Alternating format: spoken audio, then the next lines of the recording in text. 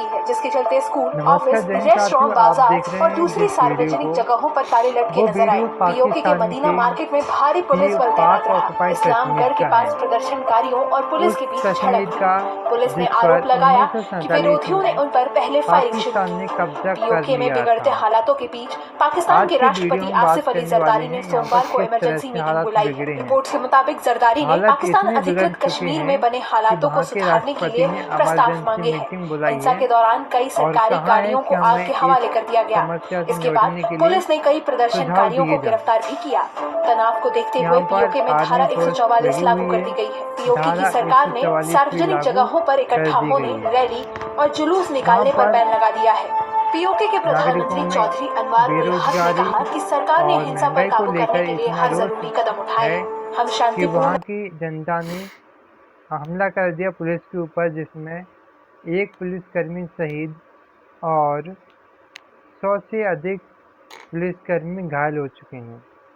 तो आज के वीडियो में बात करेंगे कि आखिर ये मामला बिगड़ा कैसे है। तो हेडिंग बन कर के आती है, पीओके में महंगाई के खिलाफ प्रदर्शन, पुलिस को पीटा गया, एक की मौत, 100 घायल, राष्ट्रपति जरदारी ने इमरजेंसी मीटिंग बुलाई। आज के वीडियो में बात करेंगे पीओके क्या है और पीओके की जनता इतना पुलिस प्रदर्शन क्यों कर रही है और क्यों अपने ही आर्मी को मारने के लिए व्याकुल हो रही है पाकिस्तान की जनता।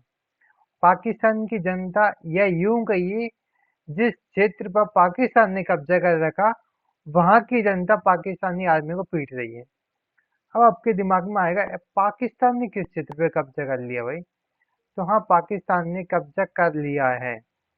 जब हमारा देश आज़ाद हुआ था, उसी समय पाकिस्तान भी हमसे अलग हो गया था। ये उसका एरिया है। पाकिस्तान ने जिस क्षेत्र पर कब्जा किया था उस टाइम, ये अलग हुआ था तो हो ही गया था, लेकिन ये उसके साथ साथ में कुछ कंडीशन हुई थी जब ये अलग हुआ था। जब पाकिस्तान को अलग किया गया था, तब अंग्रेजों ने हमारे सामने कुछ कंडीशन रखी थी कि या तो कोई भारत में मिल सकता है या पाकिस्तान में मिल सकता है, या कोई चाहे तो अपना एक अलग देश भी बना सकता है। तो उस समय जो कश्मीर के राजा थे हरी सिंह, जो हिंदू थे, और उनका प्रधानमंत्री अब्दुल्ला थे, जो कि मुसलमान थे, तो उन्होंने चाल चली और कहा कि नहीं, ना तो हम भारत में मिलेंगे ना पाकिस्तान में मिलेंगे, हम अपना एक अलग देश बसाएंगे जिसका नाम कश्मीर ही रहेगा। पाकिस्तान ने कहा कि ठीक है, भारत ने भी इसको अपनी किस्मत पर छोड़ दिया, जैसा आपको अच्छा लगे वैसा करो। लेकिन हुआ ऐसा, 1947 में जैसे ही आज़ाद हुआ, भारत अपनी रियासतों को बांटने में लग गया, और उसी समय पाकिस्तान ने मौका पा करके कश्मीर पर हमला कर दिया। और उस हमले में उसने कवालियों के बेस में पाकिस्तानी आर्मी को भेज दी, कपड़े बदल कर, और पाकिस्तानी आर्मी ने यहाँ से इंटर करना शुरू कर दिया। इस एरिया से इंटर करते हुए पाकिस्तानी आर्मी आई और उसने यहाँ तक कब्जा कर लिया। ये पूरा क्षेत्र जितना ग्रीन में दिख रहा है वो पूरा पाकिस्तान ने कब्जा कर लिया। उसके बाद में यहाँ के राजा हरी सिंह को जब ये पता लगा कि पाकिस्तानी सेना भारत में कश्मीर में घुस करके हम पर हमला कर रही है और कश्मीर पर कब्जा कर रही है, उस समय यहाँ के राजा ने पंडित जवाहरलाल नेहरू को पत्र लिखा और मदद की गुहार लगाई कि हमें प्लीज बचा लीजिए, वरना पाकिस्तानी आर्मी हमारे ऊपर कब्जा कर लेगी। उसी समय सरदार वल्लभ भाई पटेल ने कहा कि हम आपकी एक ही शर्त पर रक्षा कर सकते हैं, जब आप हमें लिख कर दीजिए कि आज़ादी, हम आपकी रक्षा करेंगे, उसके बाद आप अपना कश्मीर हमको दे देंगे। उस समय इसके राजा ने कहा कि ठीक है, आप हमें बस बचा लीजिए कैसे भी करके, कश्मीर आपको चाहिए आप रख लेना, हम आपको कश्मीर दे देंगे। उसी समय सरदार वल्लभ भाई पटेल ने अपनी आर्मी भेजी और यहाँ से यहाँ तक आ गई थी तब तक पाकिस्तानी आर्मी, और यहाँ तक आई और उस समय तक इंडियन आर्मी यहाँ पर पहुंच गई और यहाँ पर कब्जा कर लिया इंडियन आर्मी ने। जबकि जो साइन हुए थे राजा हरि सिंह के साथ में ये पूरे कश्मीर को लेकर हुए थे। लेकिन पाकिस्तानी सेना तब तक यहाँ से आ गई थी और उसने बाद में पीछे हटने का नाम नहीं लिया।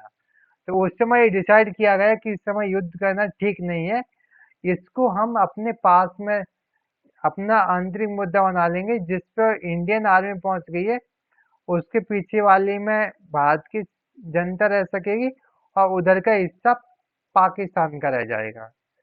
पाकिस्तान ने उस समय एक चाल चली, उसने कहा कि पीओके हमारा हिस्सा ही नहीं है, ये हिस्सा हमारा ही नहीं, इसको हम आज़ाद कर देते हैं और इसको बोलने लगा वो आज़ाद कश्मीर। लेकिन भारत में उसको पीओके बोला जाता, पाक ऑक्युपाइड कश्मीर, के पाकिस्तान ने उस पर कब्जा करके रखा है और यहाँ पर ये कश्मीर भारत का है। और इस एरिया पे जो लाल लाल दिख रहा है, इस पे अभी चाइना ने कब्जा कर लिया।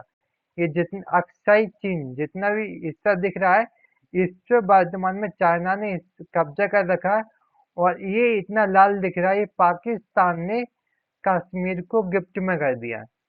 दुर्भाग्य इस देश का कि पाकिस्तान भारत की भूमि को चाइना को गिफ्ट में दे रहा है, जबकि चाइना हमारा दुश्मन है। और ऐसी स्थिति में भी हमारे देश के नेता कहते हैं कि आज हम दुनिया के लीडर बनने जा रहे हैं, दुनिया की उभरती हुई अर्थव्यवस्था है, दुनिया में देश का डंका बज रहा है, क्या हिडन का बज रहा है कि पाकिस्तान अपना हिस्सा चाइना को दे दे रहा है। जब नेताओं से सवाल पूछे जाते हैं तो वो क्या कहते हैं कि नेहरू की गलती है, इसकी गलती है, उसकी गलती है। भाई जो गलती हुई है उसी को सुधारने के लिए हमने आपको भेजा है। अब आप इसको कब लाओगे? ये भी हमारा है, इस पर तो कोई बात ही नहीं करता है। जब तब नेताओं को बोलो तो वो इसकी कहते हैं, लेकिन आप तो इनसे ये भी नहीं रहा है। यहाँ की जनता पाकिस्तान से इतनी परेशान है कि वो अपनी ही सेना को मारने को उताबिक हो रही है। जैसे 1971 में बांग्लादेश में जो हालत किए थे पाकिस्तान ने, सेम वही हालत आज वो इस एरिया में कर रहा है। लेकिन भारत को कुछ नहीं दिख रहा है, वहाँ की जनता बहुत दुखी है। ये पाकिस्तान नहीं है, ये राजा हरी सिंह इसको भारत के लिए छोड़ के गए थे। और वो जनता पाकिस्तान की जनता नहीं है, वो जनता भारत की जनता है और वहाँ की रक्षा करना भी भारत की जिम्मेदारी है। यहाँ की हालत देखिए, जो पाकिस्तान में जो मैंने बताया था पाक ऑक्युपाइड कश्मीर पीओके, वहाँ की जनता महंगाई की वजह से हमले कर रही है अपनी ही आर्मी के ऊपर, आंदोलन कर रही है। वहाँ का जो राजनीतिक संगठन है, धार्मिक संगठन एएसी, उसने आंदोलन किया, लेकिन आंदोलन के दौरान पुलिसकर्मियों ने उनको छेड़छाड़ की। उसके बाद में एएसी आवामी एक्शन कमेटी ने पुलिसकर्मियों पर हमला कर दिया, जिसमें लगभग 100 से ज़्यादा पुलिसकर्मी घायल हो गए हैं। और वहाँ पर नेट ऑफिस, स्कूल, रेलवे, बाजार सारी चीज़ें बंद कर रखी हैं। मदीना मार्केट सारी चीज़ें, मतलब पूरा मार्केट बंद कर रखा है। इतना भयंकर आंदोलन वहाँ पे चल रहा है। लेकिन ना तो पाकिस्तान सरकार को चिंता है, और जितने भी मानव अधिकार को लेके अड़ंगा अड़ाते थे हमेशा भारत के केस में, ना जाने वो मीडिया कहाँ गायब हो गई है, उसको कुछ दिख ही नहीं रहा क्या चल रहा है वही यहाँ पर। वहां पर पुलिसकर्मियों ने आंसू गैस के गोले छोड़े, उसके बदले में जनता के पास क्या था? पत्थरबाजी शुरू कर दी।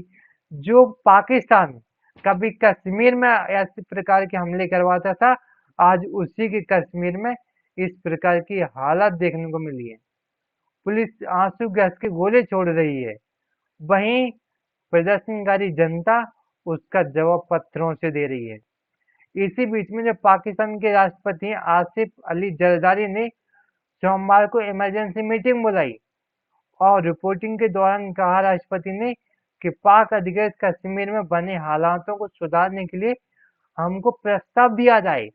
ऐसी क्या योजना लेके आए जिससे कि जो पाकिस्तान में पाक ऑक्युपाइड कश्मीर में जो हमले बंद हो रहे हैं उनको कंट्रोल किया जा सके। लेकिन कोई कंट्रोल इनके हाथ में नजर आती हुई नहीं दिख रही है। इसी बीच पाकिस्तान में धारा 144 लगा दी गई है, जहां पर अब 5 से ज्यादा लोग इकट्ठे नहीं हो सकते। वहां पर हिंसा की इस दौरान चलते हुए नेटवर्क बंद कर दिया गया ताकि इधर उधर ना जा सके। इकट्ठा होने पर पाबंदी लगा दी, जूस निकालने पर पाबंदी लगा दी है। नेटवर्क सर्विस सब कुछ डाउन कर रखा और एसीसी को इसकी जिम्मेदारी बताया जा रहा है, जो धार्मिक संगठन है, कि इनकी वजह से ये सब कारनामे हो रहे हैं। वहीं पीओके के प्रधानमंत्री सरकार से हिंसा रोकने के लिए बातचीत करने को तैयार हो रहे हैं। कह रहे भाई तुम रुक जाओ, कुछ भी करो, हम तुमसे बात करने के लिए तैयार है। ये पाकिस्तान के प्रधानमंत्री अलग होते हैं और पाकिस्तान ने जिस क्षेत्र पर कब्जा कर रखा पीओके, वहां का प्रधानमंत्री अलग होता है।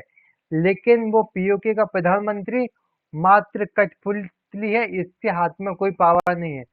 मैन पावर पाकिस्तान के प्रधानमंत्री शहबाज शरीफ के हाथ में है, लेकिन उनसे भी इस समय कुछ भी हो नहीं रहा है। बस इनके नेता आश्वासन दे रहे हैं, हम बातचीत करने के लिए तैयार हैं, लेकिन होने वाला कुछ नहीं है। वहां की जनता ने इस प्रकार की फोटो वायरल करना शुरू कर दिए। पाकिस्तान पे कट्टस लगा दिया, भाई तू किसी काम का नहीं है, इससे अच्छा तो इंडिया है। ये सारी जानकारी गूगल पे मिल रही है। अखबारों में देखो, अखबारों में इस पर कटिंगें देखने को मिल रही हैं कि वहां की जनता पाकिस्तान से नफरत करने लगी और इंडिया को वो ऑप्शन चुन रही है कि इंडिया ही इस हालात में बचा सकता है। इतने भयंकर हालात खराब हुए हैं।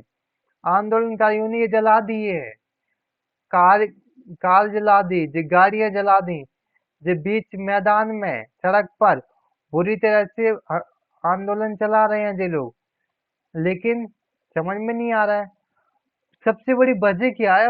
सोचकर बड़ा ताज्जुब होगा यहाँ के लोगों को कि जो पाकिस्तान में महंगाई है, 800 रुपए किलो गेहूं का आटा। क्या करे जनता आंदोलन ना करे तो? कैसे खाए 800 रुपए किलो आटा? भूखमरी बढ़ रही है, बेरोजगारी बढ़ रही है। और पाकिस्तान की सरकार को देखिए, जो आटा भारत में महज 30 से 40 रुपए किलो मिल जाता है, लेकिन इन गधों ने पाकिस्तान ने भारत के साथ में जितने व्यापारिक संबंध होते थे, सारे खत्म कर दिए।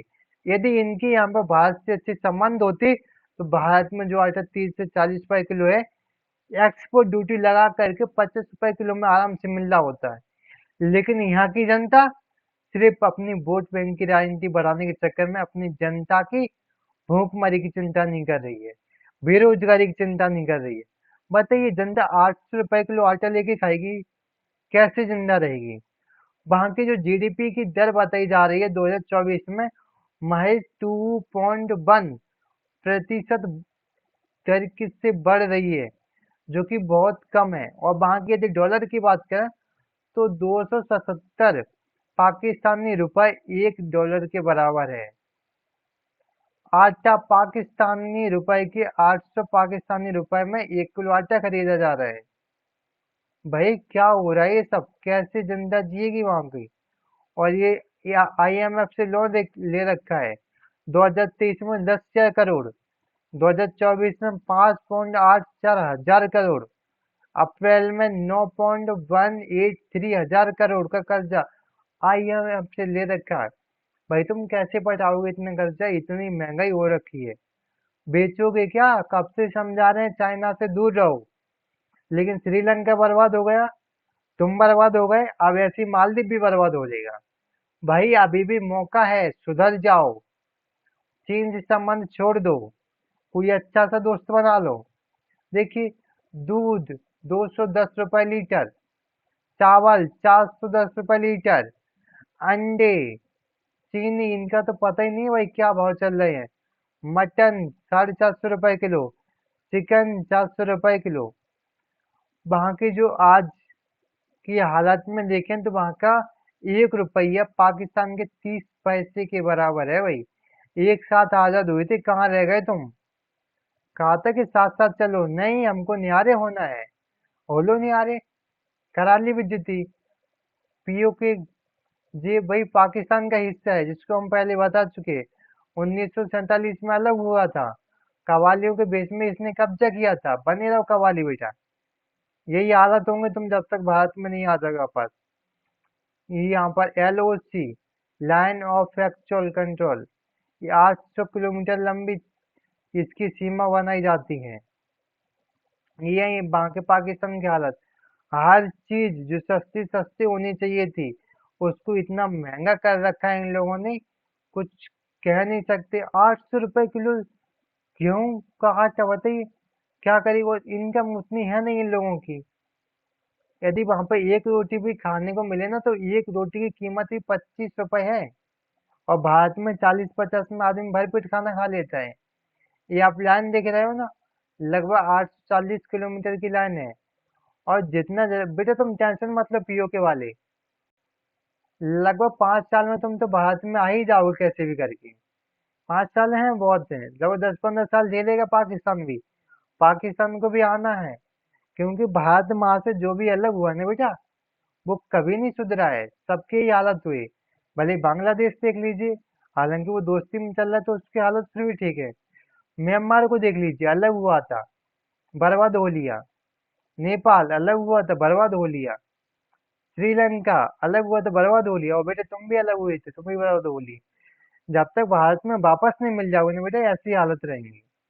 आई समझ में? ठीक है, जय हिंद।